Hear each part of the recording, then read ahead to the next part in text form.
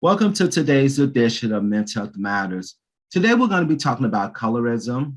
I have B. Bailey on the show today, and she's going to share her personal experience regarding colorism. And we're going to also talk a little bit about slavery in America. Get you something to drink, get you a snack, and come on back. Good morning, B. How are you doing on this Good lovely, morning. lovely day? I'm back.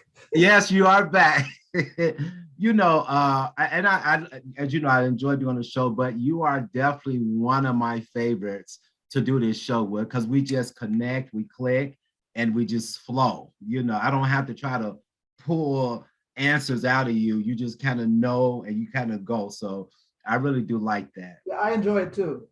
Thank you. So why don't we start by you just introducing yourself and then we'll just go from there. Well, my name is Beatrice Bailey. I go by B. I was raised in the Midwest, a little bit of a closeted relationship because I was a minister's daughter. I lived in a community that was majority white. To get Black interaction, I went to church. In my Wow. high school class, we graduated 598 kids. It was a big school by our standards, but there were only 8 Blacks. So Wow. I was raised really in a white environment. So you said it was only 8 Blacks. So how did the 8 Blacks, including yourself, how did you guys interact? How did you guys get along? Was there an instant drawing to each other? Or you guys just kind of like, Well, if you've been around long enough to know that color sees color.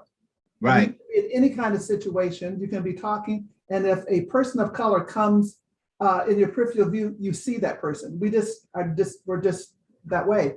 But Yeah. also, most of the kids that I went to school with, we went to church. Okay. Because Iowa, hello, it's a Bible Belt. So we were friends in church and friends in school. But it was interesting. There was a caste system within that group. In that I was on the west side, which was fine. So the west side, and there was the east side. So the east side kids felt they were more upper class than the west side. So are you east side, Oh, west side? I right. was west side and proud of it. Interesting. So why do you think they felt like that, the East Side kids? I'm Well, just curious. most of their parents were professionals. They were doctors, lawyers, uh, Oh, had their own real estate firms. They got cars before the rest of us got cars. They wore interesting. really, really pretty clothes, and we all dressed nice. But they could get the latest whatever, and didn't have Yeah. to go to a thrift store or whatever. So it was the east side, west side. That's interesting. That's kind of how it was in Chicago, not in regards to that, but the different sides. It was always the west side versus the south side. The south Sure. side was considered, a little bit more uppity. And Right. the west side, where I grew up, that was considered ghetto, like, just all the crazy stuff happened. So Right. I think that's interesting that you kind of experienced that. Yeah. Now, you said that you grew up around predominantly Caucasians. How was that for you? I didn't know any difference. I mean, I didn't. Mhm. I didn't know any difference. We got along great. Um, yeah, we got along great. Yeah. Except it's interesting. My one little heartbreaking story.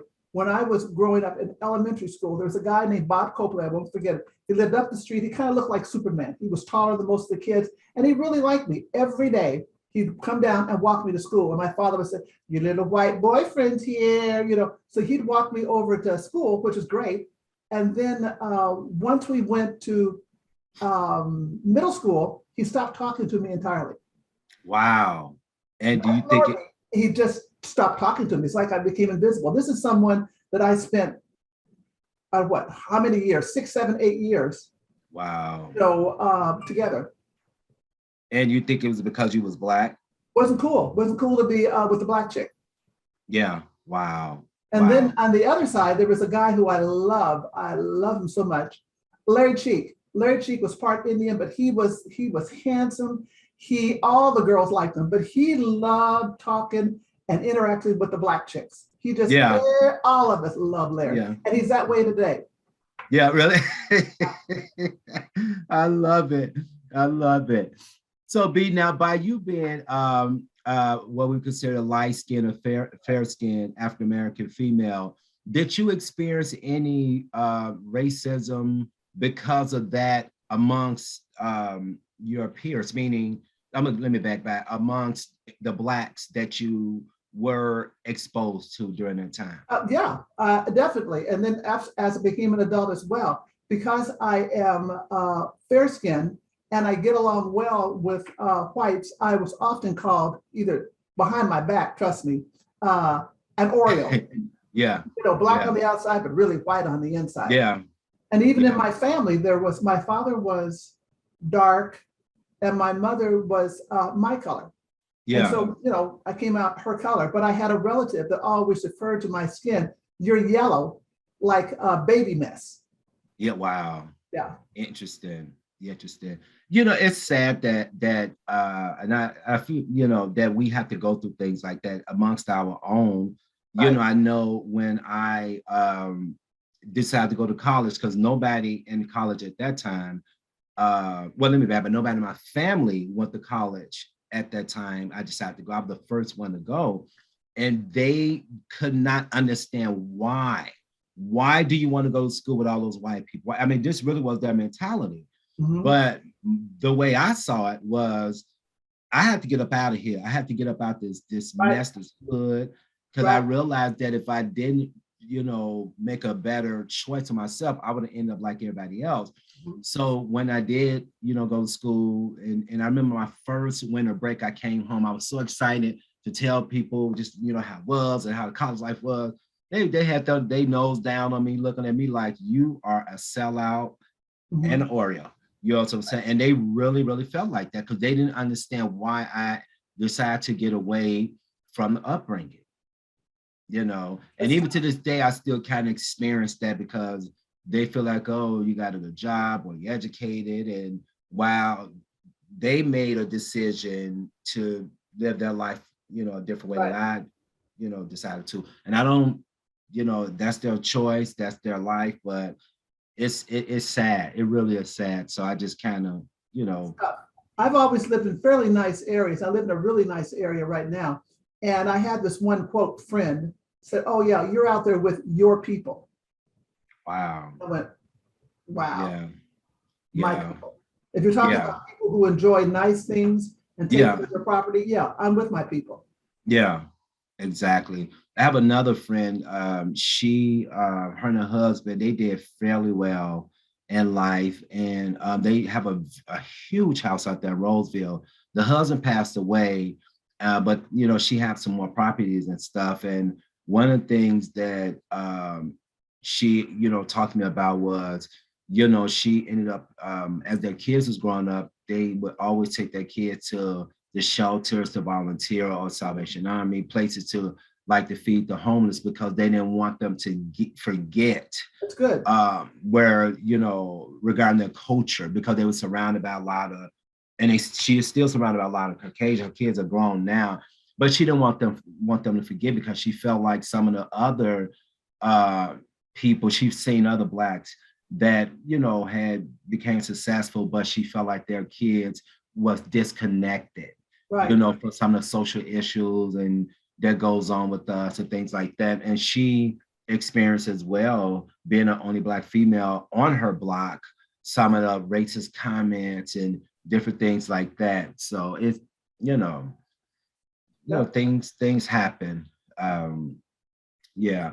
So how did because B, you have a you got thick skin. So is that where you feel you got your thick skin from, just growing up the way that you did, Well, or I got my thick skin from my mother. My mother okay, was not a particularly affectionate person. She was okay, a very efficient person. And yeah, that maybe because she had some kind of, she's pretty psychic, that she was going to die early. She died really young at 44. So oh, she was a kind of person that if we got sick, she wasn't one of those, "Oh, there, sweetie. Oh, you would do, but no." yeah, She would yeah, say, "You're sick. Here's your medicine. Go to your room and lie down. But when you wake up, your chores are waiting for you."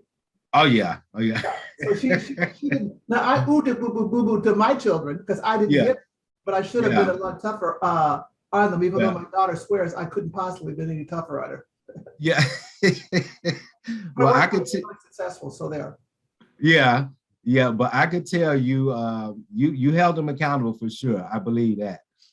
Not I grew to hold them accountable because when I first came, I really experienced racism when I moved from Iowa because I was in my Iowa bubble. When I moved to California, Oh, really? yeah, that's when I really felt it. When I came to the land of milk and honey, that's when I really felt it. But So can you? then looking back, at my growing up, all the girls wanted to be ushers at the movie theater. And I always worked. From the time I was 12 years old, I didn't take no money from my parents. I babysat kids I didn't like. I picked Yeah, onions, I detasseled corn. I do anything that I could do to get my own yeah. money. So a chance to get a job in the movie theater, I was just tickled. So I went down there, filled out my little application or met with someone. We don't have any openings, none. I went, that coming. Right after me, another girlfriend, white, went there and got the job. Oh, wow. I mean, Crazy. within an hour. There were no jobs. Now Crazy. suddenly there was a job. Right. And then I remember we were all excited because back in those days they had elevator operators in the nicer department store. And Yeah. they hired Connie Overton. And she was a fair-skinned Black woman with long straight hair. Mm. Wow. She was what I'll talk about later, one of the safe Blacks. She looks kind Yeah. of, and Yeah. she wasn't scary. Yeah. Wow. Yeah. And that's so interesting in me. I mean, it's interesting to me that people mind frame is like that. I have a good friend of mine. He's a little younger, and his mom is white, his grandmother is white. His mom have 4 kids, Mhm. and the sister is dark as the night. Mhm. The brother looked like a white boy, and my friend is dark as the night. Right. You couldn't even tell that he come from a biracial family. Mhm. And so one day he was, and now we had been friends for a while. I just assumed that he was, full African American. And so one day we was in a car, whatever, and his mom called him FaceTime. Now I still didn't put two and two together as this conversation is going on. And so they talking and talking and talking. And I'm thinking like, I'm being on something like, who this white lady, you talking to? But this for me, I'm thinking Right. this to myself. And they talking, and then he says something about, called her mom.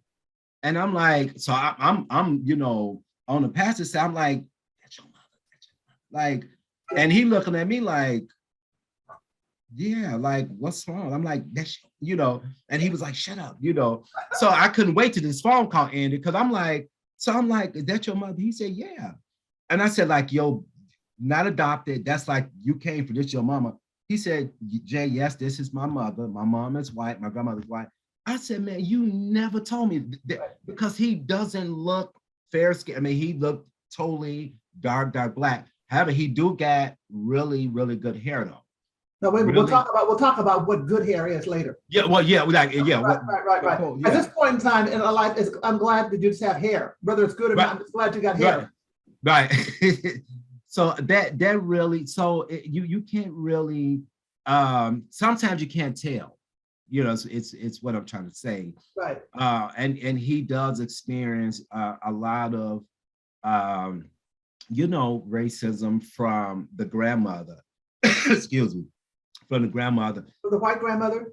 From the white, yes. And he talked to me about it and, kind of tell me how her outlook on social issues is different. Like, for example, who was the guy that got the police? I can't even believe I can't think of his name, but the police had George Floyd? Yes.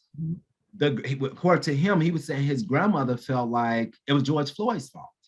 And so him and the grandmother had this big old argument, and he was trying to explain it to her coming from an African American point of view, but she couldn't understand it. She couldn't understand.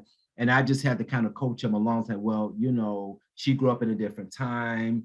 She grew up the way that she did. And sometimes people just don't understand it, But the sad thing inside of that, because, all of us have encountered people like that, they don't want to try to understand. Yeah. I don't understand what goes on in China, but I'm more than willing to talk to someone about what goes on in China to ask inquisitive questions, but just to poo-poo it and dismiss it. But that also reflects their level of discomfort about the subject.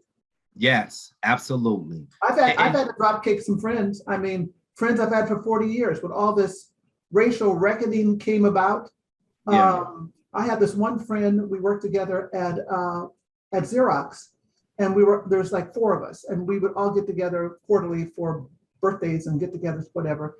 So she was upset about her brother's estate, and he had committed suicide, and his girlfriend was Black. Well, she was in the will somehow. They're trying to straighten things out, and she was talking about how frustrated she was, and she says, "And this Black bitch." Wow. Not a gold digger, this fat hog, this mean-spirited, this money grabber. The worst thing my friend of 40 years could think of to call this woman was a Black bitch. And it dawned on me, for you to say that, that's a concept you're very comfortable with. That's exactly right. That doesn't just automatically roll. Like, I don't say the N-word. Yeah. I mean, I don't even play about it. And my grandkids know not to use it around me. That kind of stuff just doesn't roll off your tongue unless it's already there. Right. So I had to think about that. And I had to say, hasta la bye-bye. Because I couldn't, the relationship would never be the same. Right. And there were other incidents within this group that even if we got back together, there would be tension because I all 3 of them out for different things, very similar things. Yeah. Never be the same. I deserve better friendship than that. You learn to value yourself. You go, not today. Yeah, I definitely agree. That was something that was already there. And then who's to say if you guys had a strong disagreement before you would find it out, that probably was what she was thinking on the inside, or probably would have thought. You know, who knows? Yeah, she said the quiet part out loud. Wow, crazy. Just like that judge was in Tennessee that was reviewing a security footage, and this Black guy had broken into her car, but they caught her. So she and her family were watching the video, and she was, oh, look at that N-word, ha ha ha, in. Well, she ended up having to resign as a judge because her judgment regarding any cases that involved Black people came into question, and her son was kicked off of his, I think, track team. Wow. So there are consequences to your racism. Yeah. You read about these Karens and whatever, and it's like, there's consequences. Yeah, absolutely. Yeah, absolutely. I think it's interesting too that I'm gonna go back and I'm gonna come back to this. I gotta tell you about my friend brother. He looks white. Now he's mixed though. His father is Black, my friend's brother, but he looks white. And I thought it was interesting. Like if you saw both of them, you wouldn't even think that they come from the same mother because it's like night and day. But I thought it was interesting that the brother was telling me one day how he ended up getting out a ticket because he plays the white card all the time. Mm-hmm. So he used the benefits per se to not have to deal with certain things, And I thought that was very interesting that he admitted that. And so to me, that was very intriguing. So I want to know more because I kept asking more probing questions. Right. But he said he learned very early that, from his other siblings, that, he was kind of, had a little bit more favor with mother and the grandmother. The closer you are to what is considered an acceptable appearance or an acceptable standard of beauty, the more advantages you have. Yeah. And he definitely used them according to him. And his brother, which is my friend, unfortunately, he got the short end of the stick because he dealt with what the typical African-American male deals with: the police getting pulled over, being judged. The thing is, as far as that's concerned, I have never, and I've been living a lot of years, never met one Black person that has not had a negative, or a Black man particularly, has not had a negative interaction with the cops. And my son's a chief with the Highway Patrol, so I'm really pro law enforcement for the right kind of cops. Yeah. But I've never met one that did not have a negative interaction with the police. Not one. Yeah, I definitely agree. I definitely agree. I will have to agree with you wholeheartedly on that one. Mhm. You talked about um, your friends. You know, one of your friend made a comment, and I want to kind of go back to that because I hired a girl not too long ago. Well, let me back. So at a job that I worked at, I hired a girl who is white. I knew immediately she was a Karen. I could just tell. Right. And so my boss at the time was an African American female, one of the sweetest, nicest lady you could meet. The staff that I hired within a week being there, this girl got the all of a sudden she had an issue with my boss. Only interacted with the lady twice, just and so she ended up. It was because she was a black female. That's what it ended up Right. being. Right. So she started coming to me complaining about my boss, and I'm like, well, "What's the issue?" Because we all had a big meeting and stuff. And she said, "Well, I don't feel that I was being heard." I said, well, we let you talk for almost 10 minutes. I said, yeah, you was being heard. She said, well, I don't feel like I was being heard by my boss, by my boss at the time. And I said, well, yeah, it was the strangest thing. But then I started putting two and two together because after that, she will always have these negative things to say about my boss. And it dawned on me, I'm like, this woman is a Karen and she have issues with my boss because she's African American and she's a dark sister too, Right. you know. She's an African American, and she's in charge. Yeah, and she's in charge. Yes, definitely in charge. So, it's so unfortunate. But it's interesting because she didn't have. I don't think she too much had an issue with me. It was more targeted towards my boss, which I thought was interesting. Mm-hmm. So, who knows? Who knows? We know. Who knows? We know. Yeah, we definitely know. We definitely know. So, B, do you think that there's these same type of issues within the entertainment business? And do you think it's been there for a while or? Oh, absolutely. You look at I can remember even as kids when we would sit around and watch TV. If a black person would come on, my father would say, hurry up, there's a black person on TV because it was a big deal. But wow. You look at Hattie McDaniels, she was the first black person to win an Oscar, and she got it for playing Mammy in Gone with the Wind. And she got up there and gave a tearful acceptance speech, and she's glad that she's a good example for her race and all that, which was wonderful. She was dressed. She wasn't allowed to sit with the other attendees. She had to sit in the back at a table by herself. That's crazy. Here she got an award. Yeah. She wasn't allowed to stay in any of the nice hotels. Yeah. And then you look at something like Viola Davis is a phenomenal actress. I mean, yes. She's a beast when it comes to any role that she takes. But she's talked about because she is a dark-skinned black woman with a black nose, full lips. She was not cast in any kind of love interest roles. It was always either a subservient role as a maid or some kind of tortured, whatever. And then you look at Halle Berry. Halle Berry, she's cute mm-hmm. by their standards. She's petite. She has beautiful hair by their standards. Yeah. And she was able to get all kinds of different roles as a result of her color. Same thing with Lena Horne, but Lena Horne didn't play it. There's certain times she just stepped back and she just wouldn't do stuff. But a lot of women that were in the earlier entertainment movies, particularly, played the roles of prostitutes, drug addicts, mammies, or maids. Yeah. Because that's how the people in charge viewed black people, and that's how they felt that their audiences would view black people. Yeah. Along came Sidney Poitier, who just died, a couple of days ago. Bless his heart. I read an article when he was playing in the heat of the night. In the heat of the night with Rod Steiger, and the suspect he was playing the part of a police investigator in a racist town. And the suspect hauled off and slapped Sidney Poitier in the South. And he turned around and slapped him right back. And that was a huge controversy. But when they interviewed He says, in real life, I would not allow someone just to slap me and not have a response. But that was a big deal. Yeah. And Wow. the movie wasn't shown in a lot of parts of the South for that very reason. No, it's Yeah. everywhere. It's Yeah. everywhere. And even Crazy.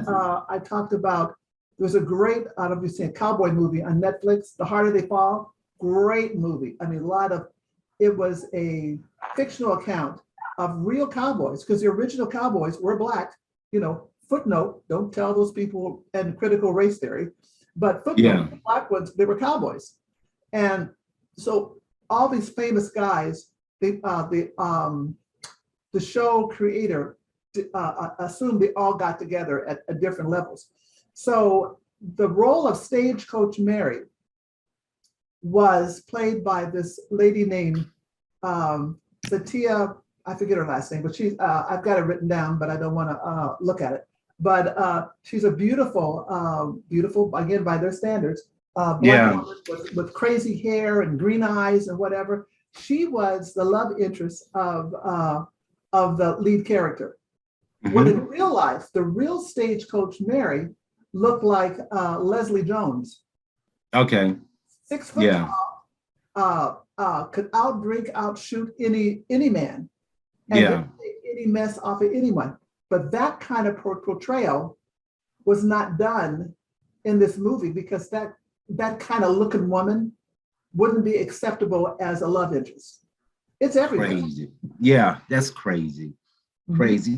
Recently I watch so I subscribe to this YouTube channel. This lady, her name is Ashley, but her YouTube channel is Ashley Say So. And what she does a lot of Hollywood scandals. That's what she reported on.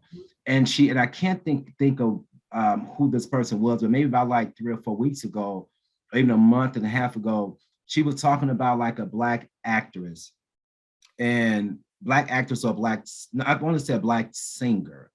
And whoever this lady was, she was saying how at a young age, she started playing the piano, and then she started getting very famous for her vocals and things like that. And so they invited her to do this show where it was just a big hall. And so I guess her parents went and sat up front. So they moved her parents all the way to the back. And so when she realized what was going on, I guess she had started to Was sing, this whatever came up. recently? This is recently? The podcast show was recently, yes. Okay. But this was an older Hollywood singer.